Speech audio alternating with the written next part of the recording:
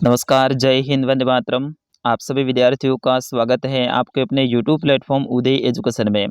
विद्यार्थियों, आज के इस वीडियो में अपन डिस्कस करेंगे क्लास 8 गणित विषय के पेपर के बारे में, जो कि आपके 30 मार्च को होने वाला है। उसकी दृष्टि से वेरी वेरी मोस्ट इम्पोर्टेंट ये प्रश्न पत्र रहेगा। और विद्यार्थियों, इस वीडियो को आप अंत तक देखिएगा, यहाँ से आपको अनुमान लग जाएगा कि इस बार आपके पेपर किस प्रकार का आने वाला है। जिस तरह के यहाँ पे क्वेश्चन आएंगे, बिल्कुल ऐसे ही प्रश्न आपके एग्जाम में पूछे जाएंगे। तो आप सभी विद्यार्थियों से निवेदन रहेगा, वीडियो को अंत तक देखिएगा, वीडियो को लाइक और चैनल को सब्सक्राइब जरूर कर दीजिएगा। चलिए बढ़ते हैं पहले प्रश्न की ओर। आपके पास में समय कम है तो मैं आपका ज़्यादा समय वेस्ट नहीं करूंगा, बिल्कुल कम समय में आपको पूरा पूरा पेपर बताऊंगा।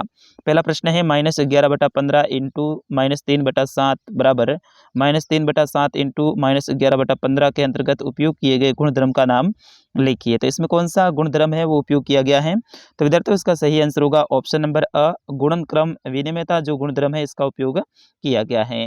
फिर उसके बाद में दूसरा प्रश्न है, निम्नलिखित में से कौन सा एक चर वाला रैखिक समीकरण नहीं है? आपको बताना है कि एक चर वाला रैखिक समीकरण है, इनमें से कौन सा नहीं है? तो विद्यार्थियों, इसका सही आंसर होगा 3x प्लस वाई बराबर 7। ये एक चर वाला रैखिक समीकरण नहीं है। फिर उसके बाद में अगला प्रश्न है, समचतुर्भुज ABCD में यदि कोण ACB बराबर 40 डिग्री हो तो कोण ADB का मान ज्ञात करना है। आपको बताना है कि ADB का मान क्या होगा। यहाँ पे अपने सामने दे रखा है ACB 40 डिग्री, तो इसका जो सामने वाला जो कोण होगा वो आपके 50 डिग्री का होगा, यानी option number the is correct answer 50 degree. फिर उसके बाद में अगला प्रश्न है, प्रश्न संख्या 4, संख्याओं 30 व 40 के मध्य एक पूर्ण वर्ग संख्या है। आपको बताना है कि 30 और 40 के मध्य में एक पूर्ण वर्ग संख्या क्या होगी। तो ये प्रश्न बहुत इंपॉर्टेंट है विद्यार्थियों। इसका सही आंसर होगा ऑप्शन नंबर श 200 सॉरी ऑप्शन नंबर श 36। इन दोनों के बीच में जो पूर्ण वर्ग संख्या है वो 36 है। फिर उसके बाद अगला प्रश्न है, निम्न में से कौन सी पूर्ण घन संख्या नहीं है? इनमें से आपको बताना है कि निम्न में से कौन सी पूर्ण घन संख्या नहीं है। तो विद्यार्थियों, इसका सही आंसर होगा ऑप्शन नंबर श 243।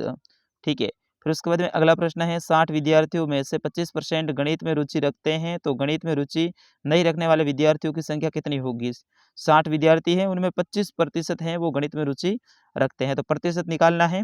फिर उसके बाद में आपके सामने संख्या निकल के आ जाएगी। तो इसका सही आंसर आप जब हल करोगे तो आपके सामने 45 विद्यार्थी होंगे जो कि गणित में रुचि नहीं रखते हैं, जबकि 15 विद्यार्थी हैं वो रखते हैं। फिर उसके बाद में अगला प्रश्न है 7वां, बहुत इंपॉर्टेंट है विद्यार्थियों ये भी। 0 में से 5x घटाने पर प्राप्त होता है, तो 0 में से 5x आपको घटाना है तो क्या प्राप्त होगा? ये प्रश्न भी बहुत इंपॉर्टेंट है। तो इसमें -5x प्राप्त होगा, क्योंकि पहले से वो 0 है, 0 में से 5 घटाना है तो वो माइनस में चला जाएगा ना, इसलिए -5x इसका सही आंसर रहेगा। फिर उसके बाद में 8वां प्रश्न है, 2 की घात 3 की घात 2 का मान होगा। तो इसमें इसका मान आपको बताना है 8वें में। तो ऑप्शन नंबर अ रहेगा इसका सही आंसर, 2 की घात 6 हो जाएगा। ठीक है ना, क्योंकि 3 है तो इसको मल्टीप्लाई करना पड़ेगा, क्योंकि ये कोष्टक में एक बार है तो इन दोनों को मल्टीप्लाई कर दीजिए तो आपके सामने सही आंसर निकल के आएगा 2 की घात 6। फिर उसके बाद में अगला प्रश्न है, किन्हीं 3 पूर्ण संख्याओं के लिए गुणन सहस्र नियम है वो आपको लिखना है। किन्हीं 3 पूर्ण संख्याओं के लिए गुणन का सहस्र नियम लिखना है। जैसे कि संख्याएं हैं वो आप मान सकते हैं ए, बी और सी हैं। तो इनके लिए लिखोगे तो आप कैसे लिखोगे? ए इंटू कोष्टक बी इंटू सी कोष्टक बंद बराबर ए ए इंटू बी कोष्टक बंद इंटू सी। इस तरह से ये आपके सही आंसर निकल के आएगा। फिर उसके बाद में अगला प्रश्न है, प्रश्न संख्या 10, समीकरण 3x बराबर 2x प्लस 18 को हल कीजिए। तो इसको आपको हल करना है। ये भी प्रश्न बहुत इंपॉर्टेंट है विद्यार्थियों। आपको पता है कि अपने सामने दे रखा है, इसको हल करने के लिए आपके सामने दे रखा है 3x बराबर 2x प्लस 18। ठीक है ना, अब इसको हल करोगे, अब इसका क्या करना है? पक्षांतर करना है। पक्षांतरण कैसे करोगे? 3x माइनस 2x बराबर 18। ठीक है, अब इसको हल करोगे, 2x को बाएं पक्ष में पक्षांतरण करोगे तो आपके सामने जो सही आंसर निकल के आएगा वो क्या आएगा विद्यार्थियों? x बराबर 18, यानी x की वैल्यू क्या है? 18 है। तो इसका सही आंसर क्या होगा? x की वैल्यू 18। ठीक है, क्योंकि यहाँ पे देखो 3 में से 2 तो निकाल दोगे तो पीछे 1 ही रहता है, तो 1 x ही है, तो x की वैल्यू 18 अपने सामने सही आंसर निकल के आएगा x 18। फिर उसके बाद में अगला प्रश्न है प्रश्न संख्या 11 कि वह सबसे छोटी संख्या ज्ञात कीजिए जिसमें निम्नलिखित संख्याओं को गुणा करने पर पूर्ण घन प्राप्त होता है। इन संख्याओं का गुणा करते हैं तो पूर्ण रूप से घन प्राप्त होता है। तो इसमें देखिए इनमें आपको क्या करना पड़ेगा, सबसे पहले इसमें भाग देना पड़ेगा 72 में, सॉरी हाँ 72 में।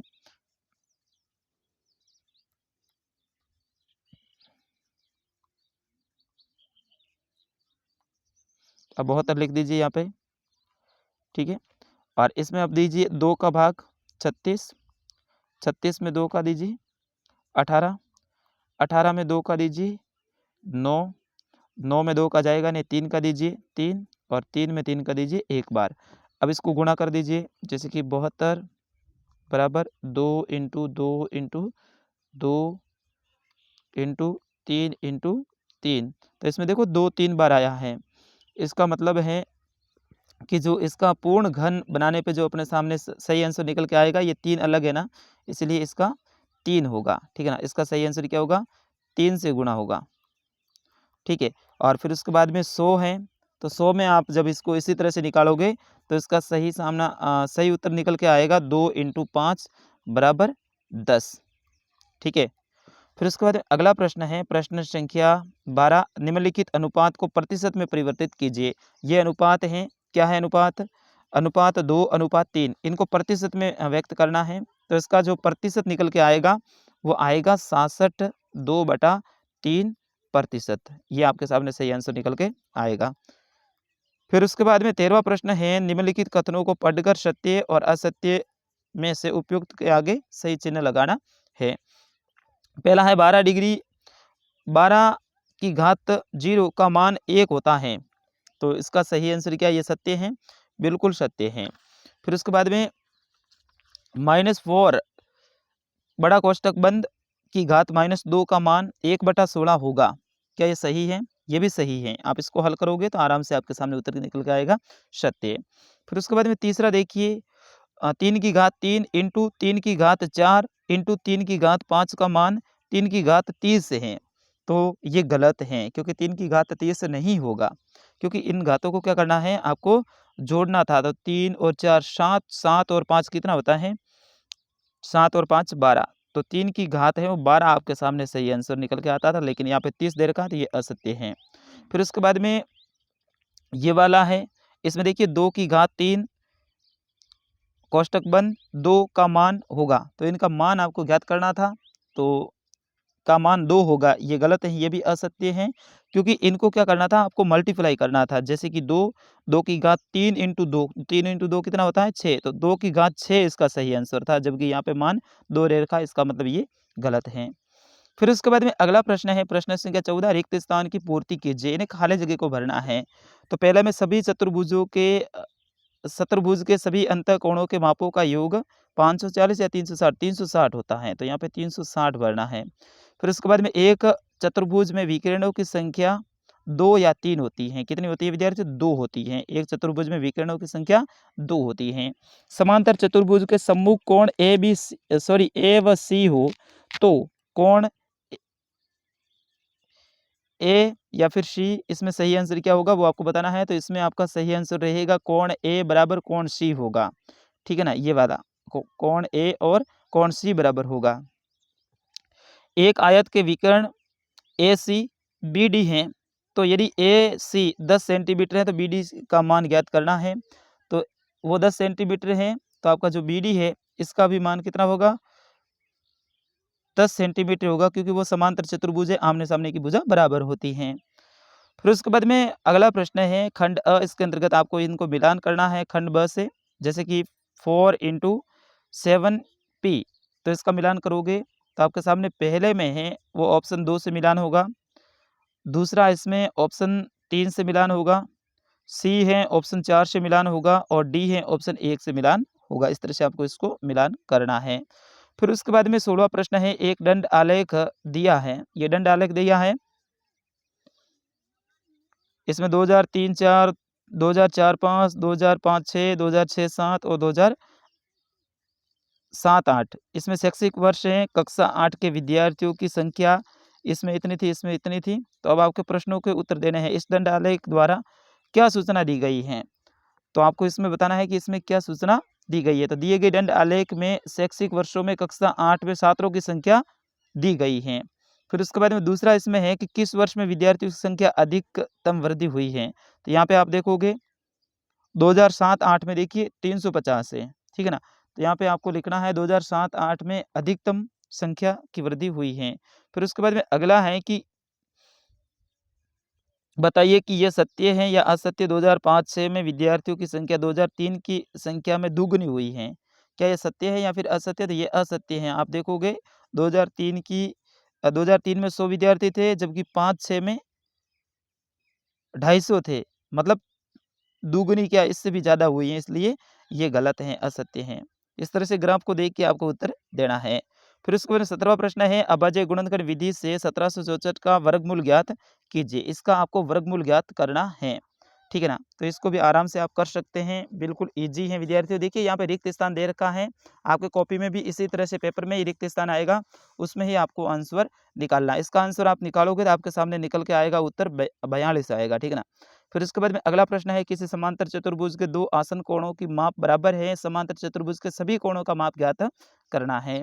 2 आसन कोणों का मान है वो बराबर है, तो सभी कोणों का मान आपको ज्ञात करना है। फिर उसके बाद में 19वां प्रश्न है यदि किसी शहर में 60% व्यक्ति क्रिकेट पसंद करते हैं, 30% फुटबॉल पसंद करते हैं और शेष अन्य खेल पसंद करते हैं, तो ज्ञात कीजिए कि कितने प्रतिशत व्यक्ति अन्य खेल पसंद करते हैं।